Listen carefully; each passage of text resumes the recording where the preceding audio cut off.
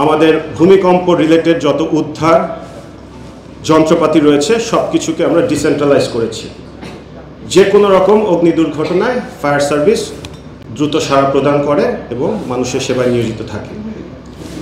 অগ্নি দুর্ঘটনা ব্যতীত যা কিছুই আছে সব কিছু পরে হচ্ছে সিভিল ডিফেন্সের আন্ডারে, সেটা ন্যাচারাল ডিজাস্টার হোক অথবা ম্যানমেড ডিজাস্টার হোক। যার কারণে যখন একটা বাসার ছাদে বা কার্নিশে বিড়াল আটকা পড়ছে, ইলেকট্রিক তারে কাক আটকা পড়ছে, সেখানেও ফায়ার সার্ভিস যাচ্ছে। একটা মানুষ বা কুকুর ড্রেনের মধ্যে পড়ে যাচ্ছে, সেখানেও ফায়ার সার্ভিস যাচ্ছে। সো ভূমিকম্প হলে ফায়ার সার্ভিসকে প্রথম সাড়াদান প্রদানকারী প্রতিষ্ঠান হিসেবে অবশ্যই যেতে হবে। আমাদের মতই হচ্ছে গতি সেবা ত্যাগ। গতি দ্রুততম সময়ের মধ্যে দুর্ঘটনাস্থলে পৌঁছানো, সেবা সর্বোত্তম সেবা প্রদান করা, এবং ত্যাগ ত্যাগ শব্দটি ছোট হলেও এর মাহাত্ম্য অনেক বেশি। নিজের জীবনের ঝুঁকি নিয়ে হলেও সব রকম সেবা প্রদান করাই ফায়ার সার্ভিসের দায়িত্ব। একমাত্র স্মার্ট সিটি বসুন্ধরা, আধুনিকতায় এক ধাপ এগিয়ে। আপনারা জেনে অবাক হবেন 2024 সালে সারা বাংলাদেশে অ্যারাউন্ড 26,000-এর মতো অগ্নি দুর্ঘটনা সংঘটিত হয়েছে।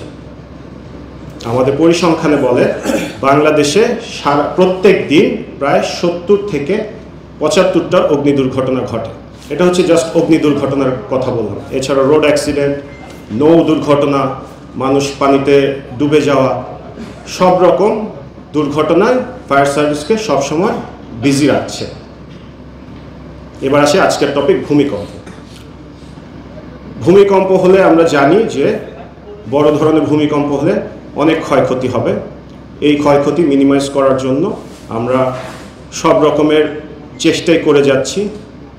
প্রথমে আছে গণসংযোগ, মহড়া, ক্যাম্পেইন। এগুলি করে মানুষজনের মধ্যে আমরা সচেতনতা বৃদ্ধি করার চেষ্টা করছি যে ভূমিকম্প হলে প্যানিক হওয়া যাবে না। যখনই মানুষজন সচেতন হবে তখনই কিন্তু তারা জানবে ভূমিকম্প হলে তাদের কি করতে হবে এবং সেই অনুযায়ী ব্যবস্থা নেবে। সো এই প্যানিক দূর করতে হলে আমাদের শিখতে হবে, আমাদের জানতে হবে, এবং আমাদের করণীয় কী সেই বিষয়টা আমরা জানলে আমরা প্যানিক হব না, সেভাবে আমরা কাজ করতে পারব। ভূমিকম্প তো আমরা থামাতে পারবো না। ভূমিকম্পের আর্লি ওয়ার্নিংয়েরও কোনো সিস্টেম নেই। সো ভূমিকম্প হবে ধরে নিয়েই নিজেদেরকে সেইভাবে প্রস্তুত রাখতে হবে। সেকেন্ড কাজ আমরা যেটা করছি, আমরা ভলেন্টিয়ার তৈরি করছি।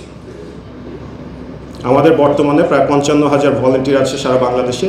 এছাড়াও ঢাকাকে আমরা সবচেয়ে ঝুঁকিপূর্ণ এলাকা ধরে ঢাকায় ভলেন্টিয়ার তৈরি করার কাজ আমরা আরও জোরে সোরে বাড়িয়েছি, যাতে করে ভূমিকম্প হলে আমরা সাধারণ মানুষের সহযোগিতা পাই উদ্ধার কাজ পরিচালনা করার জন্য। তারপর আসি থার্ড, আমরা special search and rescue team তৈরি করেছি যারা কোলাপস স্ট্রাকচার সার্চ অ্যান্ড রেস্কিউতে এক্সপার্ট, এবং সেই টিমটা আমাদের পূর্বাচল মাল্টিপারপাস স্টেশনে আছে। যখনই প্রয়োজন, যেখানে প্রয়োজন হবে তারা দ্রুত সময়ের মধ্যে মুভ করে সেখানে সার্চ অ্যান্ড রেস্কিউ অপারেশন পরিচালনা করতে পারবে। আমরা আরেকটা কাজ করেছি, সেটা হচ্ছে আমাদের ভূমিকম্প রিলেটেড যত উদ্ধার যন্ত্রপাতি রয়েছে সব কিছুকে আমরা ডিসেন্ট্রালাইজ করেছি।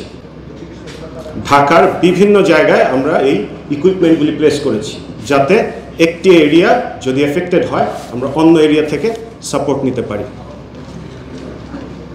আমরা আমাদের ফায়ার ফাইটারদেরকে কোলাপস স্ট্রাকচার সার্চ অ্যান্ড রেস্কিউতে এক্সপার্ট করে তুলছি, যাতে করে তারা কম সময়ের মধ্যে ভিকটিম উদ্ধারের কাজ সম্পন্ন করতে পারে।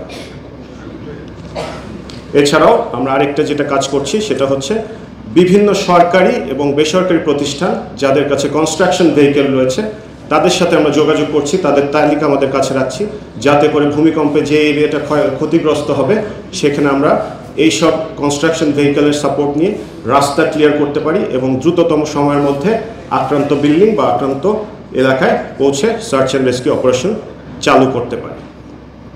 সবশেষে আমি একটা কথাই বলতে চাই, যেখানেই আমি যাই আমি একটা কোশ্চেন বা ফায়ার সার্ভিসের সদস্যরা একটা কোশ্চেনের সম্মুখীন হয়, সেটা হচ্ছে ফায়ার সার্ভিসের সক্ষমতা আছে ভূমিকম্প হলে সেখানে সার্চ অ্যান্ড রেস্কিউ করার, ফায়ার সার্ভিসের সক্ষমতা কতটুকু। আমি বলতে চাই ফায়ার সার্ভিসের সক্ষমতা ডিপেন্ড করে একটা দুর্ঘটনার মাত্রা কীরকম এবং সেখানে ক্ষয়ক্ষতির পরিমাণ কীরকম। ফায়ার সার্ভিসের সক্ষমতা রয়েছে, কিন্তু এই সক্ষমতা বৃদ্ধি করার সুযোগ রয়েছে। এখন ভূমিকম্পে যদি আমি ধরে নিই, বিভিন্ন জায়গায় বিভিন্ন পরিসংখ্যান থেকে জানা যাচ্ছে ৮০,০০০, ১ লাখ, ২ লাখ বিল্ডিং ধসে পড়বে যদি 7.5-এর উপরে ভূমিকম্প হয়। এখন যখন ১ লাখ বিল্ডিং ধসে পড়বে, আমার মনে হয় না কোনো দেশেরই সক্ষমতা রয়েছে দ্রুত সময়ের মধ্যে সেখানে সার্চ অ্যান্ড রেস্কিউ অপারেশন পরিচালনা করার জন্য। সেখানে আমাদের যেটা করতে হবে, সম্মিলিতভাবে কাজ করতে হবে। সব প্রতিষ্ঠান, সব অর্গানাইজ একসাথে কাজ করলেই আমাদের পক্ষে সম্ভব বড় দুর্ঘটনা সেটা মোকাবেলা করা।